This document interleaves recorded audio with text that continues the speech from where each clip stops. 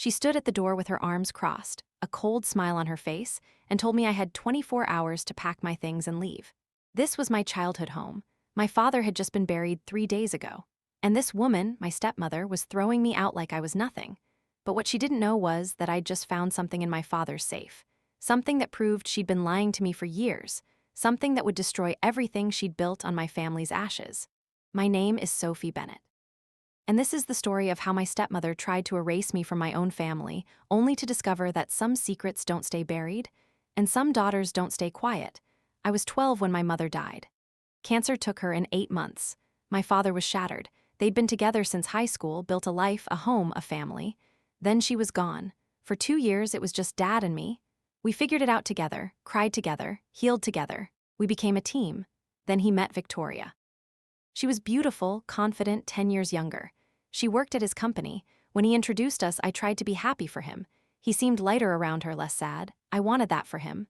Victoria was nice at first. Brought me gifts, asked about school. She acted like she wanted to be my friend, not my replacement mother. I appreciated that. They married when I was 15, small ceremony. Victoria moved into our house. That's when everything changed. It started small. Victoria would wrinkle her nose at family photos on the mantel. She'd suggest redecorating, updating, making things more modern. The message was clear. She wanted to erase my mother from this house.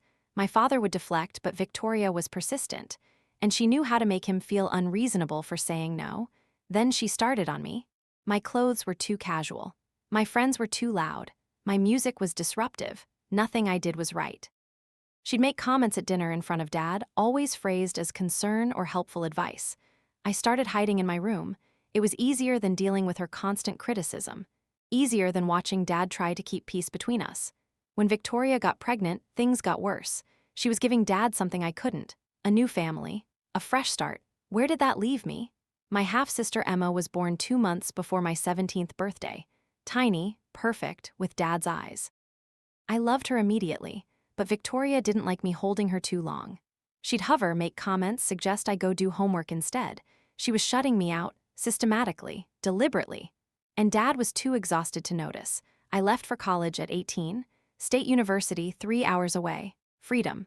I studied psychology, made real friends, figured out who I was without Victoria's constant judgment, but coming home felt wrong. Victoria had redecorated everything. My mother's photos were gone, replaced by professional portraits of Victoria, Dad, and Emma. I wasn't in any of them. My bedroom had been turned into Emma's playroom. My stuff was moved to the guest room. Victoria said it made sense since I was barely home anyway. I felt like a guest in my own home, an outsider looking in at a family that didn't include me anymore. But I had Dad. He'd call every week. Ask about classes, my friends, my plans, send money when I needed it. Tell me he loved me, that he was proud. And when I'd mention feeling disconnected, he'd promise it would get better. I wanted to believe him, so I did. I graduated at 22 with honors. Dad came to the ceremony. Victoria stayed home with Emma. Dad said she had a cold, but I knew the truth. 2 months later, Dad was diagnosed with pancreatic cancer, stage 4. The doctors gave him 6 months to a year. He made it 9. Those 9 months were brutal. I moved back home to help. Took a leave from my new job, spent every day with him. Victoria let me, but made it clear I was there for Dad, not for her. We barely spoke unless it was about his care. Dad knew. In his lucid moments, he'd hold my hand and apologize, say he should have done better, should have protected me more. I'd tell him it was okay, that I just wanted him to rest. But in his eyes, I could see regret. Deep, aching regret. He died on a Tuesday morning in October. Peacefully, with me holding one hand and Victoria holding the other. Emma was at school, 6 years old, too young to understand. The funeral was large. Dad had been well loved. I gave a eulogy about how he'd been both mother and father to me after Mom died, how he'd taught me to be strong, to stand up for myself. Victoria cried throughout the service. Maybe genuine, maybe performance, I didn't know anymore. 3 days later, after everyone left, after the house was quiet, Victoria and I sat in the living room. She was perfectly composed. No tears, no emotion. "We need to talk about your living situation," she said. I looked at her, confused. "What do you mean? You can't stay here. This is my house now, mine and Emma's. You've been helpful during your father's illness, and I appreciate that. But it's time for you to go." I felt like I'd been punched. "This is my home. I grew up here. Your father and I own this house together. Now it's mine, and I think it's best if you find your own place. You're 23, you should be independent anyway." I couldn't believe what I was hearing. 3 days since we buried him. You can't do this, I said, my voice shaking. Victoria's smile was cold. Your father isn't here anymore, and I'm doing what's best for my daughter. Emma doesn't need the confusion of having you here. She needs stability, a clear family structure. Without me. That's what she meant. I'll give you 24 hours to pack your things, she continued. Be reasonable, Sophie. Don't make this harder than it has to be. I stood up, trembling. I'm his daughter. I have as much right to be here as Emma. You're an adult. Emma is a child who just lost her father. She's my priority, not you. I walked out, went to the guest room, and I broke down. But then I remembered something. Dad's office. The safe. He'd given me the combination 2 weeks before he died. Just in case, he'd said. Important documents, you might need them. I hadn't understood then, but now I did. I waited until Victoria went to bed. Then I crept downstairs to Dad's office.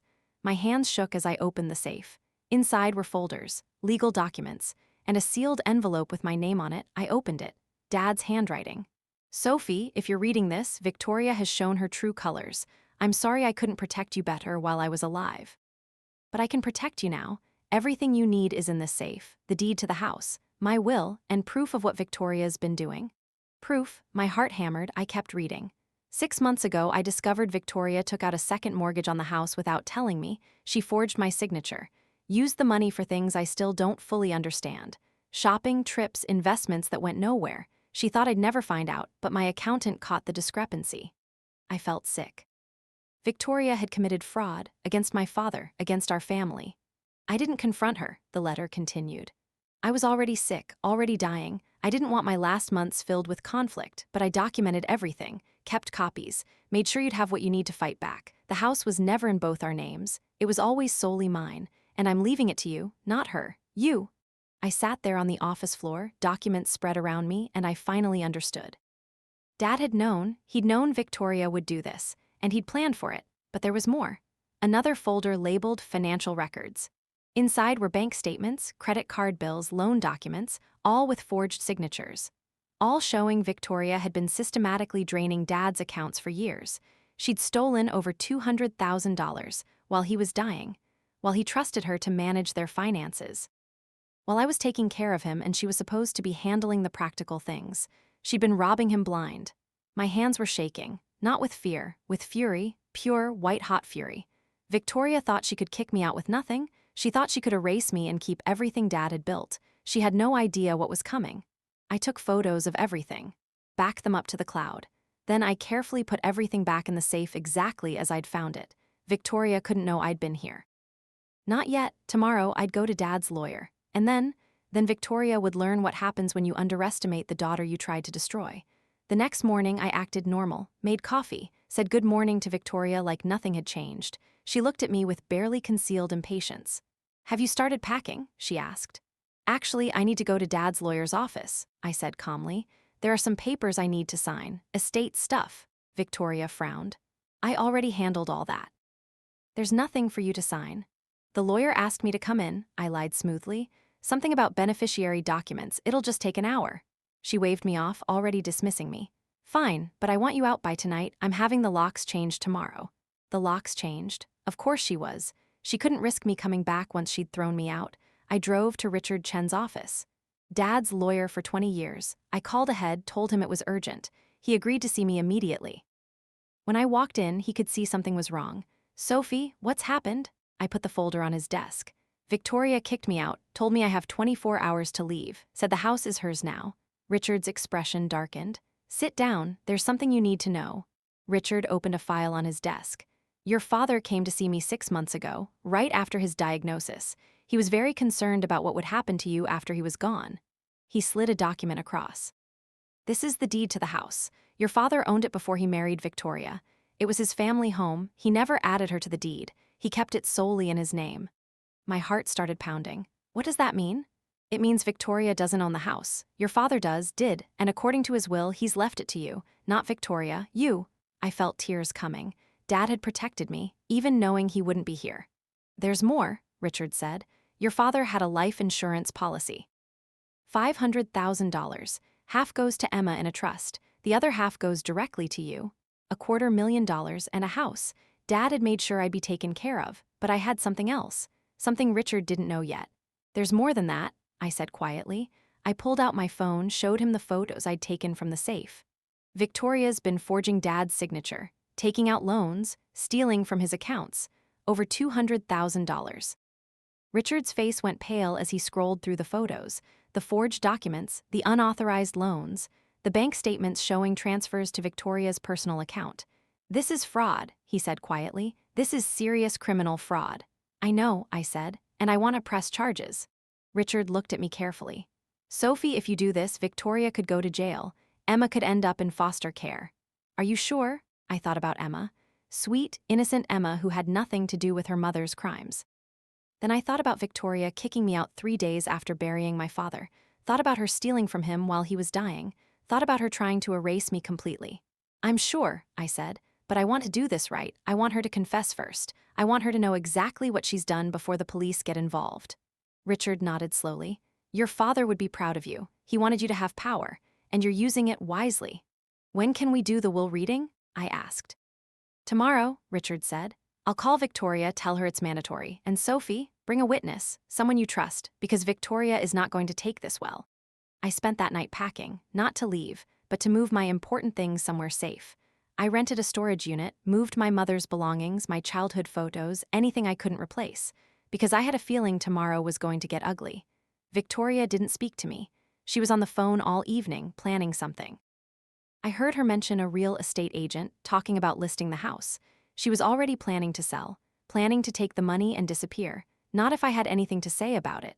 The next morning, Victoria dressed carefully, professional, put together. She thought this was a formality, thought she'd sign some papers and officially become sole owner of everything. We drove separately to Richard's office. When we arrived, there were other people there. My Aunt Karen, Dad's sister, my cousin Mike. And someone else I didn't recognize. A woman in a business suit. Victoria looked annoyed. Why are there so many people here? Family should be present for these matters, Richard said smoothly. Please, everyone sit. The woman in the suit didn't sit with us. She stood near the back, watching. I had a feeling I knew who she was. Richard began reading the will, legal language, formal and precise. Victoria looked bored, checking her phone, until Richard got to the part about the house. I leave the property located at 427 Elmwood Drive to my daughter, Sophie Marie Bennett, to be hers outright and without encumbrance. Victoria's head snapped up. What? No, that's wrong. The house is mine. We owned it together. Actually, you didn't, Richard said calmly. The house was never in your name. It remained solely in your late husband's name. Victoria's face went white, then red. That's not possible. He wouldn't do that. He wouldn't leave me with nothing. My Aunt Karen was staring at Victoria with open disgust. She'd never liked her, I realized. She'd just been polite for Dad's sake. You're not left with nothing, Richard continued. You have the contents of his personal savings account, approximately $75,000. You also control Emma's trust, $250,000 for her care until she turns 18. And Sophie gets the other half, Victoria spat, plus my house. It was never your house, I said quietly. Victoria turned on me, fury blazing. You manipulated him, you poisoned him against me while he was sick. Actually, I said, my voice steady despite my racing heart, I didn't know about any of this until yesterday. Dad did this on his own, because he knew exactly who you are. Victoria stood up, shaking. I'm going to contest this. You can't steal my home. You can try, Richard said. But your late husband left a letter explaining his reasoning. Would you like me to read it? Yes, Victoria hissed. Richard pulled out an envelope, Dad's handwriting. He began to read. Victoria, I loved you. I tried to believe you loved Sophie too, but over the years, I watched you push her out. I watched you erase her mother's memory. I watched you treat her like an inconvenient guest instead of my daughter. Victoria's eyes filled with tears, but Richard kept reading. I hoped you'd change. I hoped that in my absence you'd be kinder. But I know you, Victoria. I know you'll try to erase Sophie completely. So I've made sure she has what's rightfully hers. The house belongs to Sophie. The letter continued. Sophie, I'm sorry I didn't protect you better. Sorry I was too weak to stand up to her more often. But you deserve this house. You deserve security. And you deserve to know that I always loved you. You were always my daughter, my pride, my joy. The room was silent except for Victoria's ragged breathing. My aunt was crying, my cousin looked angry, and the woman in the suit was taking notes. There's one more thing, I said quietly. Everyone looked at me. Richard, can you show her the financial documents? Richard hesitated, then nodded. He spread out copies of the bank statements, the forged loan documents, the credit card bills, all showing Victoria's theft. "What is this?" Victoria said, but her voice was shaking now. "This is proof that you stole over $200,000 from my father," I said, standing up. "You forged his signature, took out loans in his name, transferred money from his accounts to yours, all while he was dying." Victoria's face went from red to gray. "I don't know what you're talking about. Those are fake." "They're not fake," the woman in the suit said, stepping forward. "I'm Detective Sarah Morrison, Financial Crimes Unit, and I've been reviewing these documents for the past hour." "Mrs. Bennett, you're under arrest for fraud, forgery, and grand larceny." The room erupted. Victoria started screaming. "No, this is a setup. Sophie did this. She's lying." "The documents are time-stamped," Detective Morrison said calmly, pulling out handcuffs. "They date back 3 years. Your stepdaughter was in college during most of this. She had no access to these accounts." My aunt stood up. "I knew something was wrong. I knew it. When my brother was sick, he mentioned money problems. I thought it was medical bills, but it was you. You were stealing from him while he was dying." Victoria looked around wildly, seeing no support anywhere, only disgust, only anger, only judgment. "Sophie, please," she begged, turning to me. "I have Emma. She's 6 years old. She just lost her father. You can't do this. Where will she go?" I looked at her for a long moment. This woman who'd made me feel unwelcome for 8 years, who'd erased my mother, who'd kicked me out 3 days after my father's funeral, who'd stolen from him while he fought for his life. "Emma will go to my Aunt Karen," I said quietly. "I've already made arrangements. She's family. She'll be taken care of by people who actually love her, not by someone who uses her as a shield for criminal behavior." Victoria lunged at me. Detective Morrison caught her, cuffed her. "You're ruining my life?" "No," I said, my voice breaking but firm. "You ruined your own life. You made these choices, you stole, you lied, you hurt people who loved you, and now you're facing consequences. That's not my fault, that's yours." They took Victoria away. She was screaming, crying, threatening lawsuits, but everyone in that room knew the truth. She'd done this to herself. My aunt hugged me tight. "Your father would be so proud," she whispered. "So proud of your strength." My cousin Mike shook my hand. "If you need anything, anything at all, you call me." Richard gave me a folder with all the documents I'd need. "The house is yours, the insurance money is yours, and Victoria won't be bothering you from jail." I drove to Emma's school. My aunt came with me. We picked her up together, told her gently that her mother had to go away for a while, that she'd be staying with Aunt Karen, that she was loved and safe. Emma cried, asked for me. I held her, promised I'd visit all the time. Promised she'd always have me, that I was her sister and nothing would change that. We took her to my aunt's house, got her settled, and then I drove to the house. My house now, the home I'd grown up in. I walked through every room, remembering my mother, remembering my father, remembering everything this place had always been. And then I brought back the photos Victoria had hidden, my mother's smile, my parents' wedding picture, my baby photos. I put them back on the mantle where they belonged. This was my home, and no one was ever taking it from me again. Victoria was sentenced to 5 years in prison. The judge was not sympathetic. She'd stolen from a dying man, forged documents, tried to defraud his daughter. There was no excuse that could justify that. Emma stayed with my aunt. I visited 3 times a week. Took her to parks, to movies, helped with homework. Built the sister relationship Victoria had tried to prevent. When Emma asked about her mother, I told her the truth gently, that her mom had made bad choices. That sometimes people we love hurt other people, that it wasn't Emma's fault. Emma was angry at first, confused, but kids are resilient. With love and stability, she healed, and she started calling me almost daily. Started asking when she could come visit my house.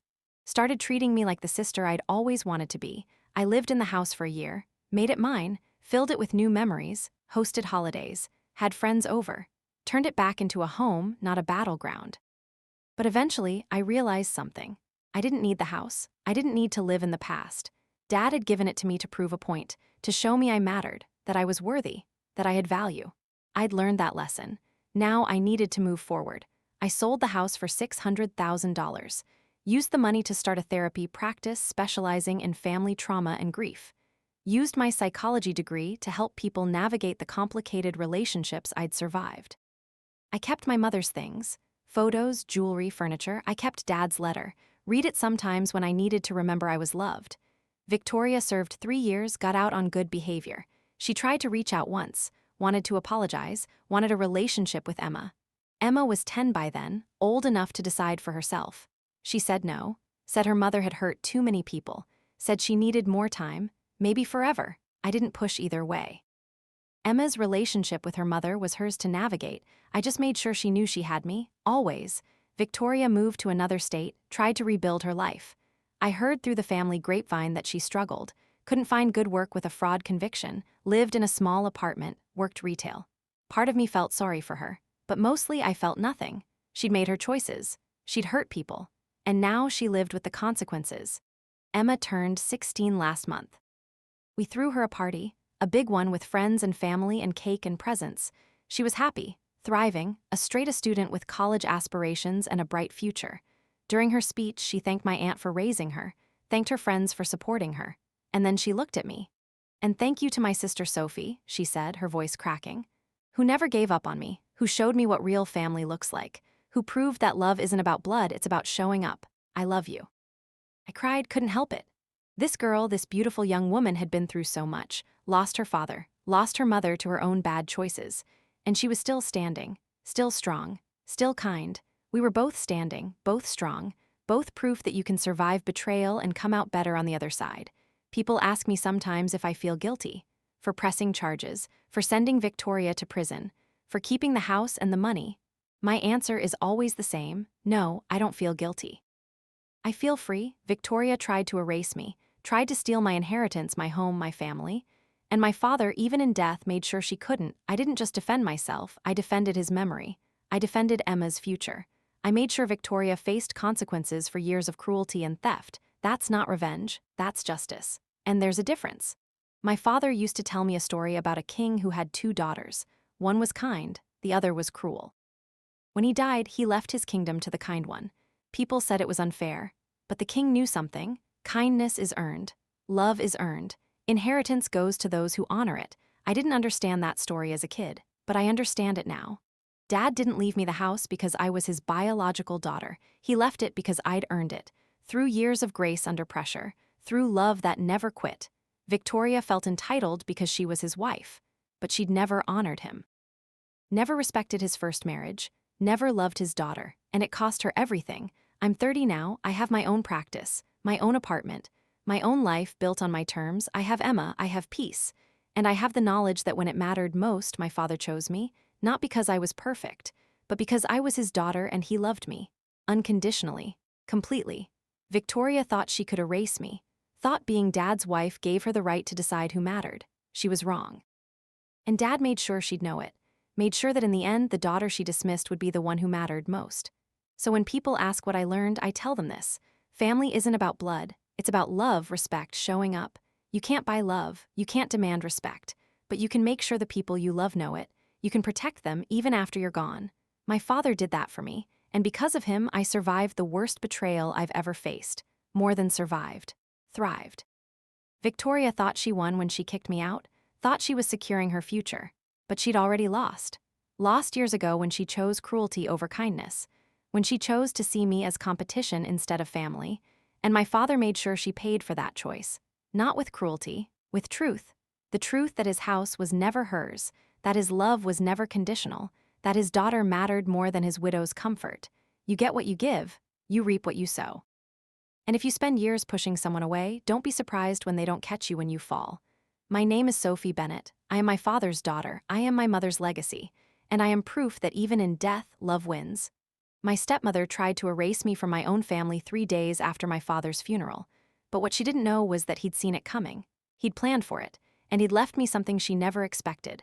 Not just a house, not just money, but proof of her crimes. Proof of her cruelty, and the power to make sure she'd never hurt anyone again. She thought she was throwing me out. Instead, she threw herself into a prison cell. And I'm not sorry, not even a little bit, because some people don't deserve forgiveness. They deserve consequences.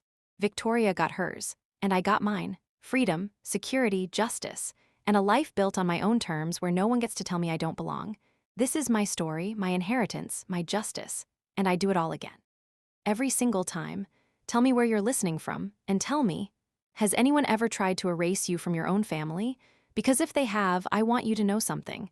You have power, you have worth, and you don't have to accept being erased. Stand up, fight back, and show them exactly what they lost when they tried to throw you away. That's what I did, and I've never looked back.